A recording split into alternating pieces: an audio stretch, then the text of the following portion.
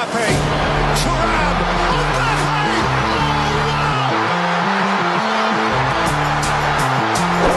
He is an awesome nature!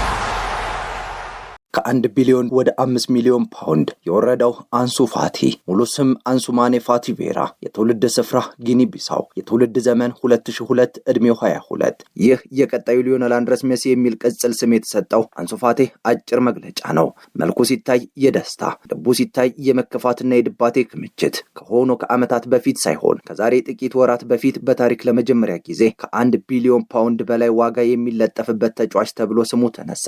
ከወራት በኋላ ግን እርሱን ከተቀያሪ ወንበር ውጭ ማየት አልታደሉም። የዚያ የኑ ካምፕ ሰዎች አንሱማኔ ፋቲ ቬራ አሁን ላይ በብቃቱ አሳምኖ ሳይሆን በጓደኞቹ ጉትጎታ ተማጽኖ እንዲሰለፍ ምልጃ የሚያስልክ ተጫዋች ሆኖ አረፈው። የዛሬ የሌጀንድ ስፖርት ጥንቅራችን አንሱማኔ ፋቲ ቬራን ምን ገጠመው ስንል ሀተታችንን ይዘናል። ይህንን ገጽ ላይክ፣ ሼር፣ ሰብስክራይብ በማድረግ የተለያዩ አጫጭርና ታሪካዊ ስፖርታዊ መረጃዎች ይድረሷቸው። ሌጀንድ ስፖርት ነው። እንቀጥላለን። Mbappe, Thuram, የስፔኑ ባርሰሎና ኮከብ ተጫዋቾች መፍለቂያ ነው። የካታሎኑ ክለብ ወጣት ተጫዋቾችን በማፍራት ስኬታማ ስለመሆኑ አያጠያይቅም። ክለቡ በዝነኛው ላማሲያ አካዳሚ በርካታ ከዋክብ ተጫዋቾችን በእግር ኳስ ውስጥ አሳይቷል። በ2010 የባላንዶር ሽልማት የመጨረሻ 3 እጩዎች ማለትም ሊዮኔል አንድሬስ ሜሲ፣ ዣቪ እና አንድሬስ ኢኒየስታ ነበሩ።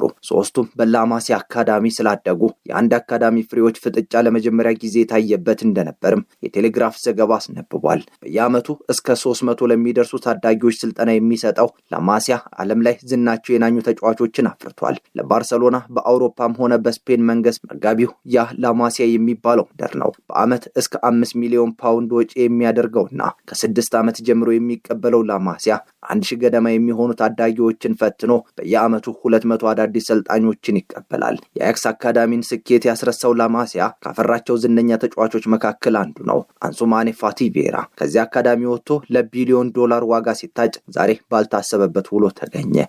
Mbappe, Thuram, በአፍሪካዊቷ ጊኒ ቢሳው የተወለደው እሱ ገና በ5 ዓመቱ ነበር ከወላጆቹ ጋር ወደ ስፔን የተሰደደው። አንሱ በሚኖርበት ሲቪያ አካዳሚ አድጎ በ9 ዓመቱ ላማሲያን ተቀላቀለ። የሲቪያ ሰዎች በታሪካቸው ከሚቆጩባቸው ተግባራት መካከል አንደኛው ታሪካዊ ክስተት ይህ ነው። ፋቲ በ2019 ነበር ገና በ16 ዓመቱ ለባርሰሎና ዋናው ቡድን ቋሚ ተሰላፊ መሆን የቻለው። ይህ ከዛሬውም ታዳጊ ላሚን ያማል ቀድሞ እንደማለት ነው። ከሐምሌ 2019 እስከ 2022 የሚያቆይ የመጀመሪያው ፕሮፌሽናል ፊርማም ተፈረመ።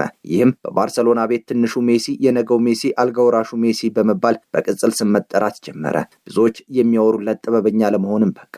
እሱ አንሱ ፋቲ ማለታችን ነው። የልጅ አዋቂ ሆኖ በኑ ካምፕ ጉዞውን ቀጠለ። በ16 ዓመቱ ከ298 ቀናት በላሊጋው ጨዋታ ላይ የተሰለፈው ፋቲ ለባርሰሎና ሁለተኛው በትንሹ ዕድሜ የተሰለፈ ተጫዋችም ተባለ። በ16 ዓመቱ በ304 ቀናት ኦሳሱና ላይ ግብ አስቆጥሮ በባርሰሎና ታሪክ ትንሹ ግብ አስቆጣሪ እንዲሁም በላሊጋውም ቢሆን ሶስተኛው ትንሹ ግብ አስቆጣሪ የሚለውን ክብረ ወሰን ያዘ።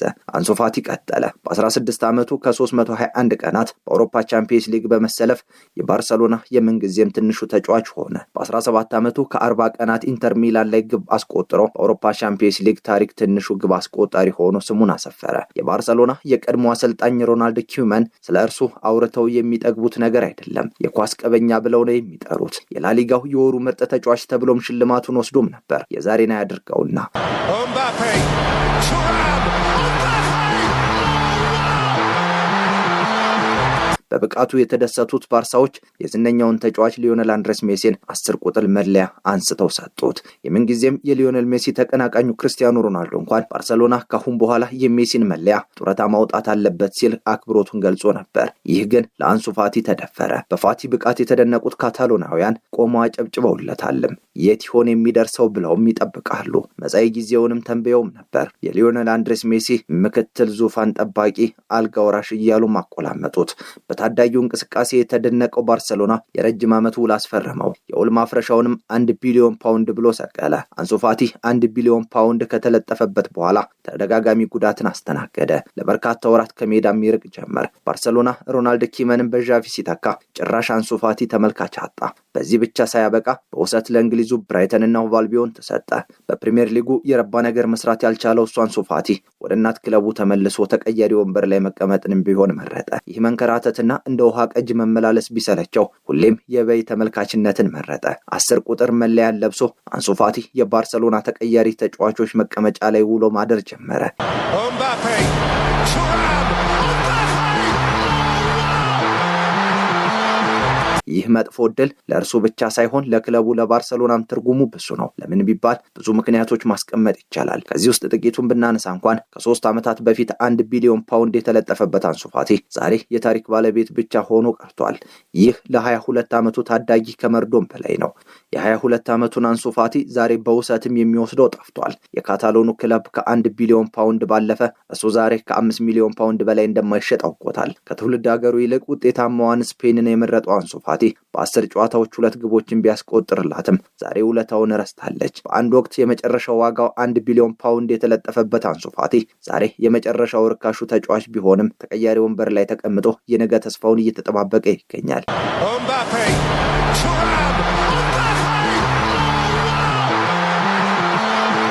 ዛሬ ላይ የራሱን እድል በራሱ ከመወሰን ይልቅ የቡድን ጓደኞቹ ሃንሲ ፊሊክን እየተማጸኑለት ይገኛሉ። ከሰሞኑ በአውሮፓ ሻምፒዮንስ ሊግ ላይ ክለቡ ባርሰሎና ዶርትመንድን ሲያሸንፍ ላሚን ያማል አንሱ ፋቲ በእርሱ ተቀይሮ እንዲገባ ሲጠይቅ በግልጽ ታይቷል። ያማል ለፋቲ ማድረግ የሚችለው ብቸኛው ችሮታው ይሄ ነበር፣ አድርጎታልም። የ1 ቢሊዮን ፓውንድ ባለውል በ5 ሚሊዮን ፓውንድ ገዢ ያጣው ቀን የጣለው ፋቲ ሕይወትን በኑ ካምፕ መምራት ቀጥሏል። ነገም ሌላ ቀን ነው፣ ማን ያውቃል? ይህ ሌጀንድ ስፖርት ነው። ጥንቅራችን አበቃ።